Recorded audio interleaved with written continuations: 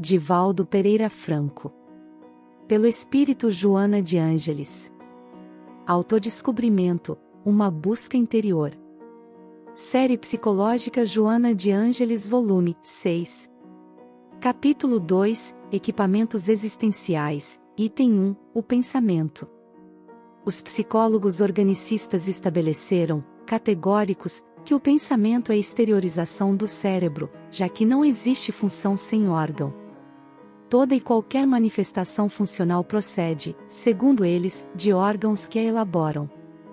Compreendendo e respeitando a conceituação, anuímos com o conteúdo, não, porém, com a forma de que se reveste a tese. Certamente há órgãos geradores de fenômenos que se apresentam na esfera física, embora não necessariamente materiais.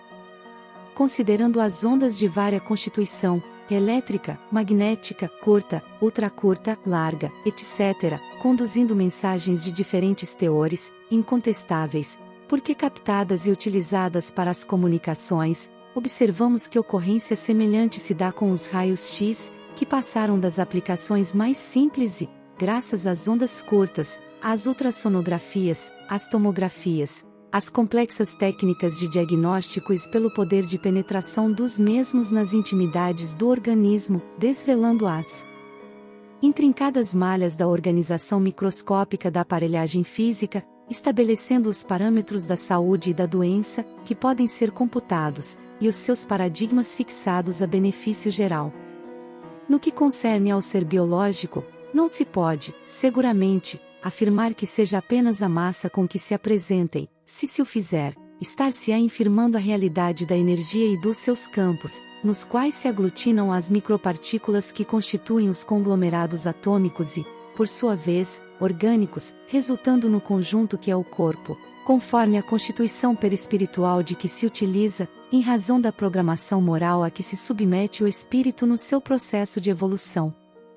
Desse modo, o pensamento não procede do cérebro. Este tem a função orgânica de registrá-lo e, vestindo-o de palavras, externá-lo, como por intermédio da arte nas suas incontáveis apresentações. O pensamento é a exteriorização da mente, que independe da matéria e, por sua vez, é originada no espírito. O espírito possui a faculdade mental que expressa o pensamento em todas as direções, utilizando-se do cérebro humano para comunicar suas ideias com as demais pessoas. Por isso mesmo, analisando, o professor Amira Y. Lopes estabeleceu uma linha de progressão, na escala estequiogenética, obedecendo à visão organicista, que apesar disso não foge à realidade espiritual, necessitando-se somente de elasticidade mental para atravessar a ponte de ligação entre uma e outra concepção. Segundo o emérito mestre, a primeira expressão do pensamento, fase inicial do processo da evolução orgânica e mental, é o primário, no qual a linguagem se apresenta de forma instintiva, sensorial, sem comunicação intelectiva, de natureza verbal e clara. São impulsos que decorrem das necessidades imediatas, buscando exteriorizá-las e tê-las atendidas. Graças às heranças genéticas, ao processo de crescimento filogenético e aos fatores mesológicos sociais, o ser passa para o pré-mágico, no qual a fantasia se apresenta em forma de imaginação rica de mitos que se originam no medo, nas aspirações de equilíbrio, de prazer, períodos da caverna, da palafita, para dar início aos cultos através dos sacrifícios humanos, como forma de aplacar a ira, a fúria dos elementos cruéis, os deuses da vingança, da inveja, do ódio, que lhe pareciam governar a vida, a natureza, o destino. Naturalmente, mais tarde, vem o período mágico, que se instalou na era agrária, dando origem às grandes civilizações do passado com toda a concepção politeísta, inspirada nos fenômenos que se enriqueciam de ideias mitológicas, muitas das quais, na tragédia grega, oferecem campo para as admiráveis interpretações psicanalíticas. A próxima fase foi a de natureza egocêntrica, caracterizada pela ambição de ser o alvo central de tudo que passa a girar em torno do interesse do ego em detrimento da coletividade, qual ocorre na criança. É inevitável o processo de crescimento mental e o pensamento facilógico, entendendo a realidade concreta da vida, os fenômenos e suas leis, interpretando o abstrato de maneira fecunda e raciocinando dentro de diretrizes equilibradas, fundamentadas na razão. A linha de raciocínio lógico exige a formulação de dados que facultam o estabelecimento de fatores para que a harmonia dos conteúdos seja aceita.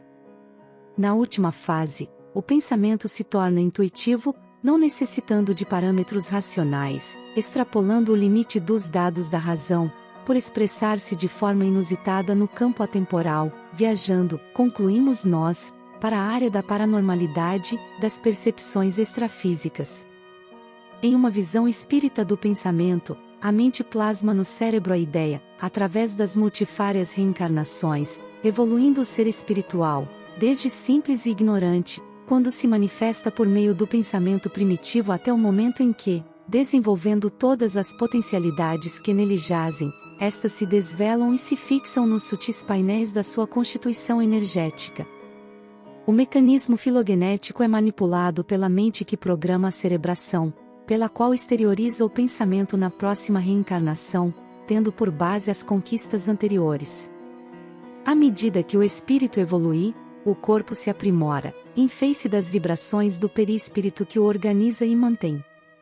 Nesse segmento, a organização material depende das energias espirituais, que necessitam do processo da reencarnação, como a semente precisa do solo para desatar a vida que nela está embrionária, e o espermatozoide com o óvulo, no reduto próprio, para liberar a vida material. Assim, o pensamento, que procede da máquina mental, recorre ao cérebro a fim de fazer-se entendido no atual estágio de evolução da humanidade. Ocorrerá, oportunamente, que o pensamento no campo intuitivo se transmitirá de um a outro cérebro, telepaticamente, sem o impositivo da verbalização, da expressão material, sons, cores, imagens, formas.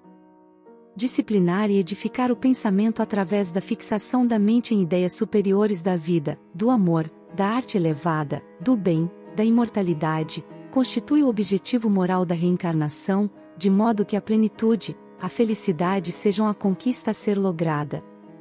Pensar bem é fator de vida que propicia o desenvolvimento, a conquista da vida.